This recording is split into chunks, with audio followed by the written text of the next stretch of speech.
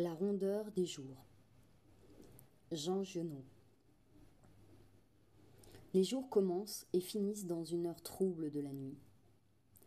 Ils n'ont pas la forme longue, cette forme des choses qui vont vers des buts. La flèche, la route, la course de l'homme. Ils ont la forme ronde, cette forme des choses éternelles et statiques, le soleil, le monde, Dieu. La civilisation a voulu nous persuader que nous allons vers quelque chose, un but lointain. Nous avons oublié que notre seul but, c'est vivre, et que vivre, nous le faisons chaque jour, et tous les jours, et qu'à toutes les heures de la journée, nous atteignons notre véritable but si nous vivons. Tous les gens civilisés se représentent le jour, commençant à l'aube, ou un peu après, ou longtemps après. Enfin, à une heure fixée par le début de leur travail, qu'ils s'allongent à travers leur travail, pendant ce qu'ils appellent toute la journée, puis qu'il finit quand ils ferment les paupières. Ce sont ceux-là qui disent « les jours sont longs ». Non, les jours sont ronds. Nous n'allons vers rien, justement parce que nous allons vers tout. Et tout est atteint du moment que nous avons tous nos sens prêts à sentir. Les jours sont des fruits et notre rôle est de les manger, de les goûter, doucement ou voracement, selon notre nature propre, de profiter de tout ce qu'ils contiennent, d'en faire notre chair spirituelle et notre âme, de vivre. Vivre n'a pas d'autre sens que ça. Tout ce que nous propose la civilisation, tout ce qu'elle nous apporte, tout ce qu'elle nous apportera, rien n'est rien si nous ne comprenons pas qu'il est plus émouvant pour chacun de nous de vivre un jour que de réussir en avion le raid sans escale Paris-Paris autour du monde. Cette heure trouble, où les jours se séparent de la nuit, où l'ombre se dépose dans les vallées de la terre, où le ciel s'éclaire, où tout est comme un vase qu'on a longtemps agité et qui maintenant va avoir son repos et sa clarification. Le rossignol a changé son chant. Ce n'est plus ce ruissellement de musique dont il a noyé sa femelle, et elle est sur la branche du tilleul, désormais lourde et sourde, et elle a fermé ses petites paupières rondes, élevant la balance du même balancement que les feuilles.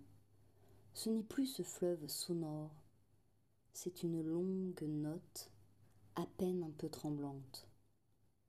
Longue comme ce déchirement de l'aube là-bas, au-dessus des collines de l'Est.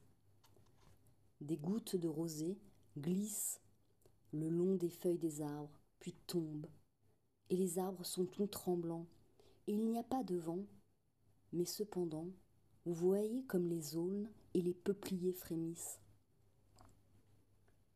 L'air est léger. Il a cette qualité des eaux de source dans la montagne.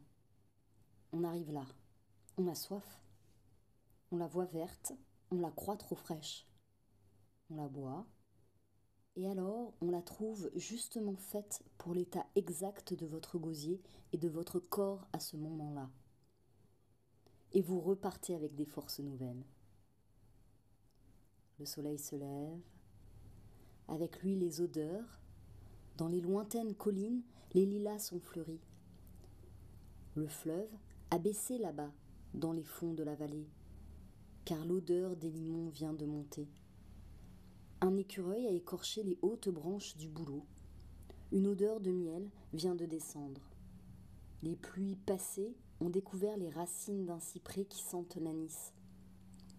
Une belette invisible court sous l'herbe du pré et nous ne la voyons pas.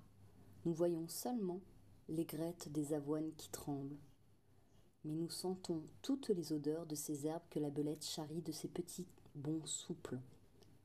La flouve, les sparcettes, la fétuque, le trèfle et le sainfoin.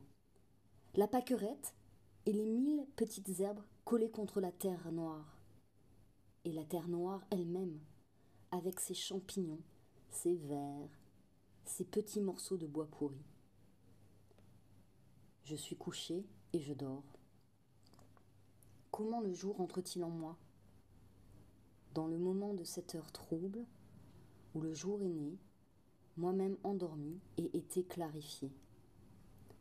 Les rêves se sont enfouis, comme le vent des arbres, et le sommeil s'est déposé lentement dans les vallées de mon corps. Déjà, tout ce qui émerge, pareil au sommet des collines, qui dans le monde au dehors viennent se gonfler en bosses d'or. Tout ce qui émerge du sommeil en moi prend vie et chante.